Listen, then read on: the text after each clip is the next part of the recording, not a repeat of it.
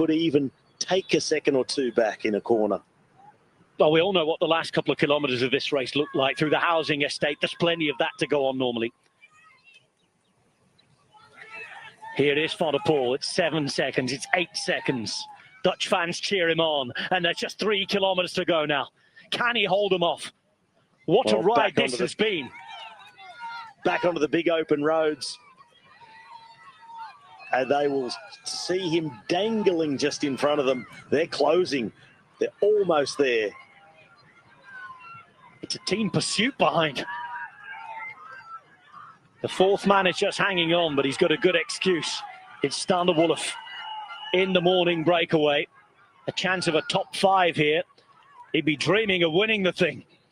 We know he's a fast finisher. But what's left in those legs? There's Vermeers trying to coax something out of him. And now they're getting closer and closer. It's Van der Poel who goes around the corner, just over 2 kilometres ahead. It's 7 seconds now, and he's trying to fly away to the finish. What a race we've watched today. In all honesty, I think you and I looked at each other and thought, it's done, it's dusted, he's gone again, another solo show. It might still be, but it's dangling. It's wobbling. It's not firmed up just yet.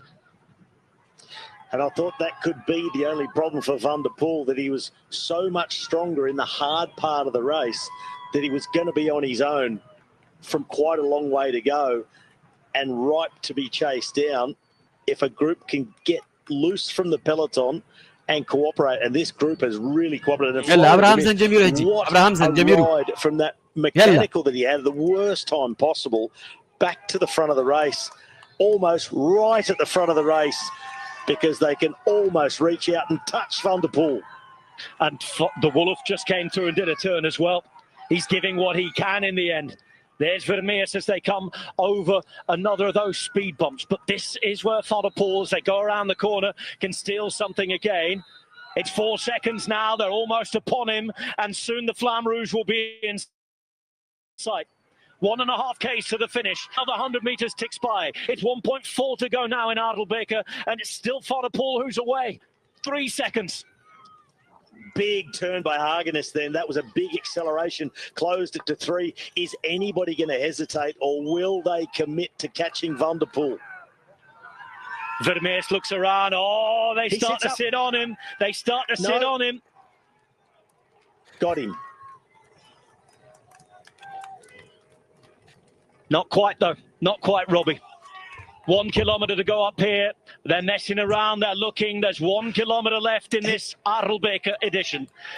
And now Vermeers is playing the game. He's sitting at the front. Can someone hit them from behind? Because it's Van der Poel who's starting again. All of this hard work that they've done, and they're about to throw it away. Oh, what on earth are they doing? He foxed him. He half sat up. He gave the impression, I'm waiting. So they sat up, they eased off, and he made it look like he was still waiting. Pressure on the pedals. He's gone again. And Mathieu Van der Poel has done it.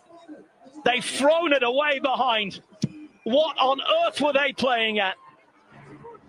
Van der Poel riding into the final 300 metres. The last couple of wins here have been solo shows for 40 plus Ks. He went at the same point again on the Paterberg, caught with the Flamme Rouge, and now the finish line in sight in momentous fashion. It's a 3-peat for Mathieu Van der Poel. And in the group behind, they will spend the rest of their lives wondering, asking why. After doing the hard work and bringing him back, they gave the race back to him. Mathieu Van der Poel winning. It's 3 from 3 for MVDP. Tobias Lund will win the sprint for 5th place.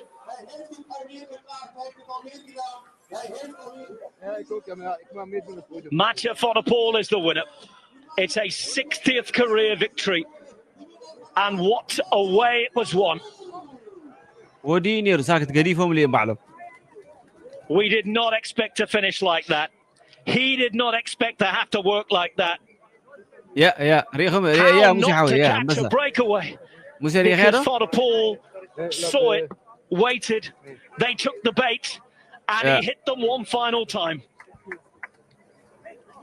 And that is absolutely the right word. He baited them around a kilometre to go. I don't know why he sat himself upright, half freewheeled to give the impression, you've got me. That very same moment, they thought, we've got him. We can ease off.